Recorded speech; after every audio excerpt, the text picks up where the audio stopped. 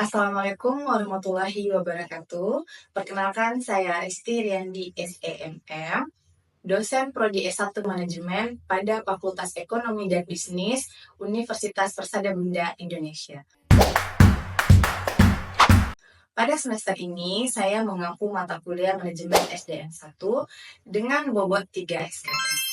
Mata kuliah ini memberikan pemahaman ilmu pengetahuan di seputar persoalan manajemen sumber daya manusia kepada mahasiswa, sehingga diharapkan mahasiswa dapat memperoleh bekal ilmu yang dikemukakan oleh para ahli manajemen SDM untuk diterapkan di bidang pekerjaan masing-masing atau di organisasi tempat para mahasiswa beraktivitas. Capaian pembelajaran mata kuliah Manajemen SDM 1 yang pertama, mahasiswa mengetahui dan memahami ruang lingkup manajemen sumber daya manusia.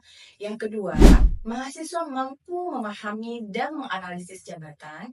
Yang ketiga, mahasiswa mampu memahami proses rekrutmen dan seleksi serta mengetahui langkah-langkah dalam proses seleksi. Yang keempat, mahasiswa mampu memahami tentang pelatihan dan pendidikan serta tahapan-tahapan pelatihan dan pendidikan. Yang kelima, mahasiswa mampu mengetahui lebih detail dan luas tentang kompensasi. Yang keenam, mahasiswa mampu memahami tentang penilaian kinerja karyawan. Yang ketujuh, mahasiswa mampu mengetahui lebih luas tentang hal-hal yang mempengaruhi motivasi dalam bekerja. Yang kedelapan, mahasiswa mampu memahami perencanaan dan pengembangan karir dan faktor-faktor penentu karir karyawan. Yang kesembilan, mahasiswa mampu memahami keselamatan dan kesehatan kerja. Yang kesepuluh, mahasiswa mampu memahami tentang kepuasan kerja serta faktor-faktor yang mempengaruhi kepuasan kerja. Yang ke-11, mahasiswa mampu memahami tentang disiplin kerja serta faktor-faktor yang mempengaruhi disiplin kerja. Yang ke-12, mahasiswa mampu memahami tentang komunikasi kerja dan faktor-faktor yang mempengaruhi komunikasi. Yang ke-13, mahasiswa mampu serta memahami hal-hal yang terkait dengan konflik kerja dan stres kerja. Untuk sistem perkuliahan, kami menerapkan sistem blended learning, yakni menggabungkan metode pembelajaran secara tatap muka dengan pembelajaran daring. Untuk pembelajaran daring, media yang kita gunakan adalah Google Classroom, Zoom, Google Meet, dan WA Group. Metode pembelajaran yang kami gunakan adalah contextual instruction dan cooperative learning, yakni mengaitkan materi pembelajaran dengan situasi nyata dalam kehidupan sehari-hari sehingga mahasiswa bisa lebih mudah memahami dan menerapkan apa yang dipelajari. Kemudian, mahasiswa akan kita arahkan untuk membentuk kelompok kecil berdiskusi memecahkan masalah atau contoh kasus yang diberikan. Untuk sistem penilaian, kehadiran 10%, tugas 15%, partisipasi 15%, UTS 25%, dan UAS 35%. Semua yang disampaikan tadi sudah tertuang dalam RPS dan kontrak kuliah yang kami sampaikan, kami berikan kepada mahasiswa pada pertemuan pertama perkuliahan. Demikian yang dapat saya sampaikan terkait deskripsi mata kuliah Manajemen SDM 1. Berikut dilampirkan pembelajaran secara daring via Zoom untuk mata kuliah Manajemen SDM 1. Terima kasih. Wassalamualaikum warahmatullahi wabarakatuh. Baik, bismillahirrahmanirrahim. Assalamualaikum warahmatullahi wabarakatuh. Selamat malam. Waalaikumsalam warahmatullahi wabarakatuh. Malam, Bu. Waalaikumsalam, malam Bu. Apa kabar semuanya? Baik, Bu. Oke, malam hari ini kita kembali berjumpa ya. Materi kita motivasi kerja. Ada pertanyaan nggak terkait materi Ibu di minggu lalu atau minggu-minggu sebelumnya? Belum ada, Bu. Sejauh ini aman ya? Aman, Bu, sejauh ini. Oke. Nah, sebelum Ibu masuk ke materi motivasi kerja, pernah dengar nggak kata motivasi? Pernah, Bu. Pernah, Bu. Apa itu motivasi? Dorong. Kalau menurut Ya, Mardi dulu. Apa, Mar? kalau menurut Mardi, Bu, motivasi itu dorongan, dorongan kepada diri kita sehingga kita ingin melakukan suatu hal itu, Bu. Oke, dorongan. Ada yang lain? Semangat, Bu. Semangat, Iqbal, semangat. Oke, yang lain dorongan semangat. Keinginan, minat, dan harapan, Bu. Keinginan, minat, dan harapan. Oke. Terima kasih untuk semuanya ya, udah merespon Ibu. Mari kita lihat sama-sama. Nanti kita akan adakan session tanya jawab. Ibu coba menjelaskan dulu menurut teori. Oke.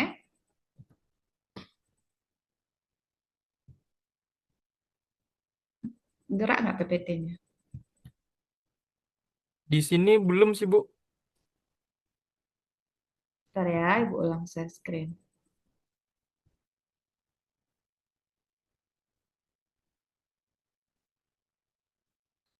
Seperti ini aja ya. Kayaknya ada, kalau dibesarin ini bermasalah. Oke. Kalau seperti ini nampak, Ketua? Nampak, Bu. Nah, pengertian motivasi kerja.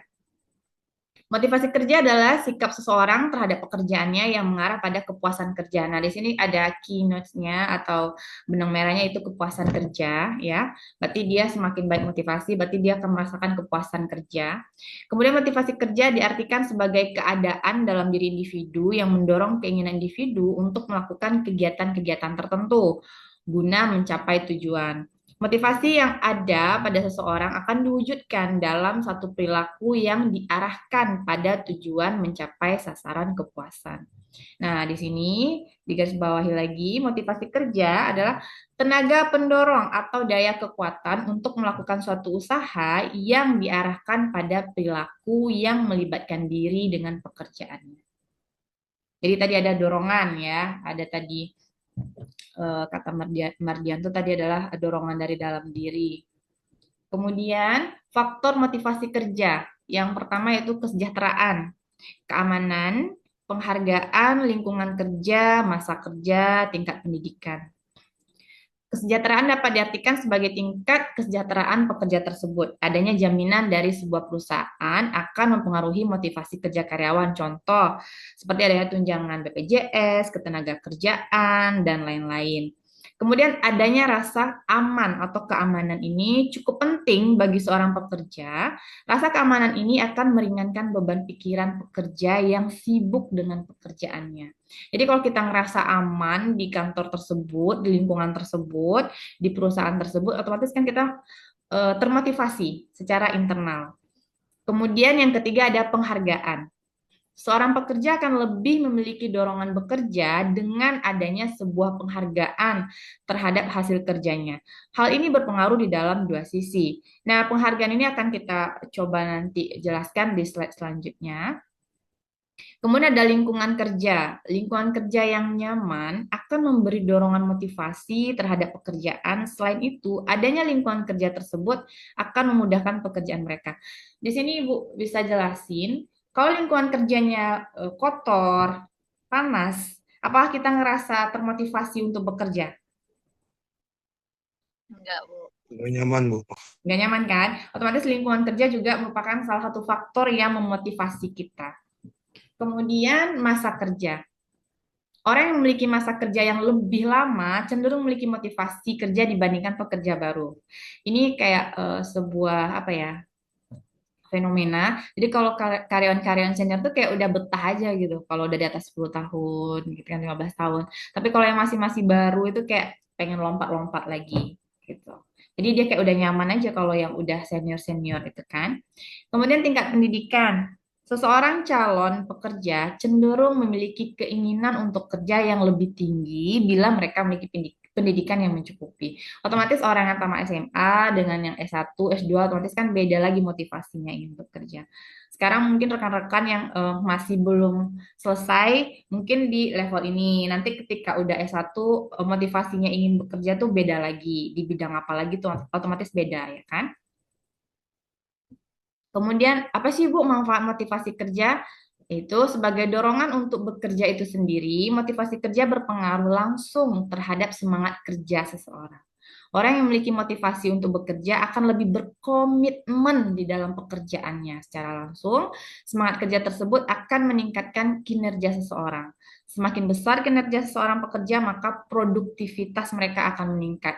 Jadi sesuai dengan konsentrasi kita, manajemen SDM, jadi motivasi berpengaruh ke kinerja, produktivitas akan meningkat juga. Sehingga motivasi itu penting karena mempengaruhi semangat kerja. Jadi banyak aspek di sini ya, semangat kerja, produktivitas, kepuasan kerja, kekinerja. Jadi ini variabel yang bisa masuk ke semangat kerja, produktivitas, kinerja, kepuasan kerja, pendapatan kerja, dan terjaminnya kesejahteraan pekerja. Kemudian peranan motivasi kerja dalam organisasi. Kuat dan lemahnya motivasi kerja ikut membantu besar kecilnya keluaran atau output. Jadi motivasi kerja inilah yang akan memberi bentuk pada pekerjaan dan hasil yang diperolehnya. Motivasi seseorang dalam bekerja akan menentukan sikap kerjanya. Individu yang mempunyai motivasi tinggi dapat bekerja dengan kualitas dan kuantitas yang lebih baik. Jadi unjuk kerja itu sama dengan motivasi, tambah kemampuan, tambah peluang. Sama nggak output atau keluaran atau hasil kerja orang yang malas dengan orang yang punya motivasi yang tinggi? Kira-kira sama nggak outputnya? Kinerjanya sama nggak kalau dia tuh pemalas, si A ini pemalas, si B ini dia punya motivasi yang lebih tinggi. Sama nggak nanti hasil kerjanya? Beda, Beda, Bu. Bu. Beda pastikan. Oke. Kaitan motivasi kerja dengan unjuk kerja dapat diungkapkan sebagai berikut ya. Unjuk kerja atau performance adalah hasil interaksi antara motivasi kerja, kemampuan, dan peluang atau opportunity. Kemudian selanjutnya, peranan motivasi kerja dalam organisasi. Yang pertama, perusahaan yang mampu memotivasi karyawannya akan membuat karyawan mengikuti arah dan tujuan yang dikehendaki perusahaan. Nah, berarti ini selaras lagi dengan visi misi perusahaan.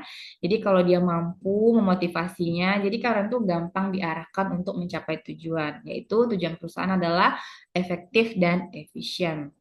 Kemudian karyawan yang mempunyai motivasi tinggi jarang berhadapan dengan masalah-masalah pelanggaran disiplin kerja. Jadi kalau udah kita termotivasi, jarang kan orang yang punya motivasi itu telat datang. Pasti yang telat datang tuh orang yang pemalas, ya kan?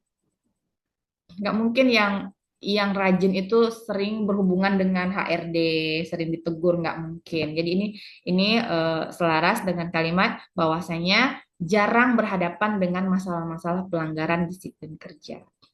Kemudian yang ketiga, apabila terjadi perubahan dalam manajemen perusahaan bagi karyawan yang mempunyai motivasi tinggi, akan dapat menerima perubahan itu, asalkan diberi penjelasan tentang terjadinya perubahan perusahaan tersebut.